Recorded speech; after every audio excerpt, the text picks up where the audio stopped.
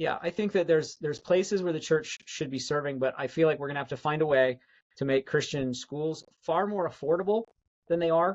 Because before COVID, it was $9,600 per year per child. We're now at like $12,000 per year per child Yeah. for average, national average for private school. Who can afford that? You have 3 children, that's $36,000. Who can afford that? So we're going to have to find a way to make it more affordable because Christian schools should be there for those who are in desperate need.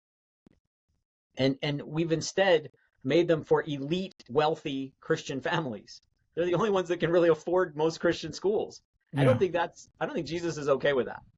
So I think there's a place for Christian schools, but we really need to rethink how we've approached that and make it much more accessible for those who are in financial need.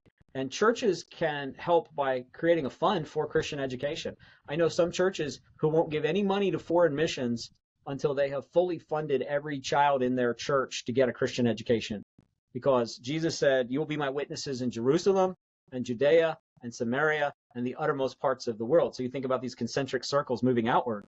You start local, you start Jerusalem. So if we're not Yeah. discipling our own kids, if we're losing 70% of our own children to the world, which is the national average for evangelical churches, that we lose 70%, Mm. if we're losing 70% of our own young people, but we're trying to, send missionaries overseas to evangelize people in other countries, that's misplaced. So I'm all for reaching the outer rings. We need more missionaries, not less. We need more work internationally, not less.